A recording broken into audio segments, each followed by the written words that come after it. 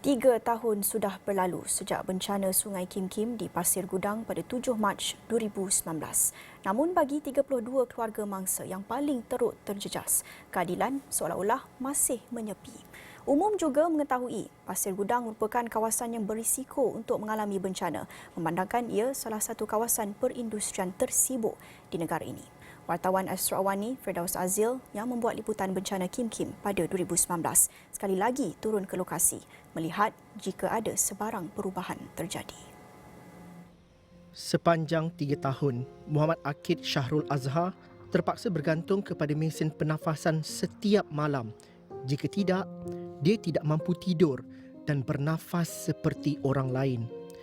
Ibunya Rodiah Ahmad berkata, sewaktu malam, jantung anak bongsunya itu akan lemah untuk berfungsi dan ada kalanya terhenti dengan sendiri atau dalam erti kata lain, shutdown. Beli sendirilah dek, siapa nak tolong? Ni mesin yang Ya, RM6,000 dek mesin. Sedih kan? Tak dapat pembelaan sedih kan? Tengok dia dulu, kakak bila kita tak boleh. Dulu dia sihat, dia asma je. saya faham. Dia asma je, tapi bila lepas tu, dia punya kehidupan tu ubah. Alhamdulillah, 360. Dia punya liver daripada kita 100% kan, dia 90%. Dah rosak tau, tinggal 10% je doktor duk jaga nak bagi okey. Semua ini berpunca daripada bencana Sungai Kim Kim yang menimpa penduduk sekitar Pasir Gudang, Johor 3 tahun lalu. Pencemaran toksit secara sembrono oleh beberapa individu tidak bertanggungjawab membuang 6,000 ton sisa kimia ke dalam Sungai Kim Kim menunjukkan rumah terdekat dengan titik pembuangan sisa tersebut, Ground Zero, mempunyai jarak hanya 250 meter.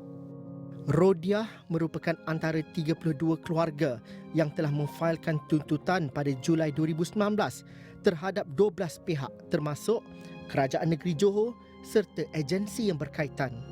Sejak kematian ayah mereka yang tercinta, Taufik Hidayat Jaafar kini mengambil alih peranan untuk memastikan keadilan bagi adiknya Nur Fadilah, 16 tahun yang turut terjejas dengan bencana tersebut. Saya bersekolah di Sekolah Menengah Tanjung Puteri dan kejadian tu bulan 2 tak silap saya masa bersekolah. Masa dia waktu dia bersekolah. Dan sampai sekarang berapa umurnya?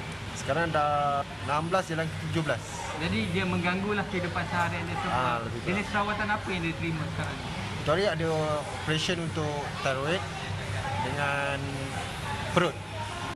Kata Taufik, pampasan RM250 oleh kerajaan negeri untuk mereka yang menerima rawatan di hospital serta RM500 untuk rawatan di unit rawatan rapi ICU langsung tidak boleh diterima. Peguam yang mewakili 32 keluarga berkenaan, Kamaruddin Ahmad, menjangkakan perbicaraan yang sudah beberapa kali ditangguhkan ekoran Perintah Kawalan Pergerakan PKP itu akan bersambung di Mahkamah Tinggi Johor Bahru pertengahan tahun ini. Tuntutan buat masa ini masih sama, iaitu RM30 juta untuk kesemua 32 keluarga berkenaan. Sungai Kim Kim dan kawasan sekitarnya diisytiharkan selamat dengan kerja-kerja pembersihan berakhir pada 19 Mac 2019. 3 tahun berlalu, selamatkah kawasan tersebut untuk terus didiami penduduk sekeliling, terutamanya yang tinggal di kampung Bukit Pulai?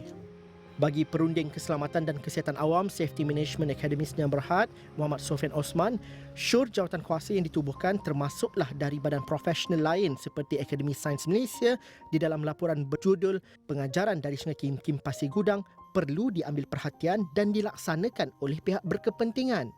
Tapi kita lihat sehingga ke hari ini, program sekolah selamat di sekitar Pasir Gudang ini, saya boleh katakan tidak ada program sedemikian dilaksanakan setakat hari ini.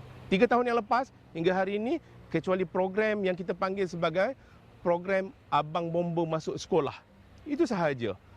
Tetapi bagaimana secara keseluruhan program berkaitan dengan kesedaran mereka terhadap bahaya pencemaran udara, bagaimana yang perlu dilakukan oleh kanak-kanak sekolah atau murid sekolah ini, termasuk dengan guru-guru mereka dalam menghadapi situasi cemas ketika berlakunya pencemaran udara.